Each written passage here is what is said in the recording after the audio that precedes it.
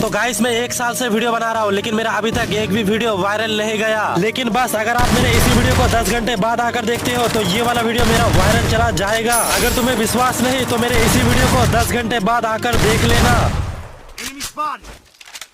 Double takedown.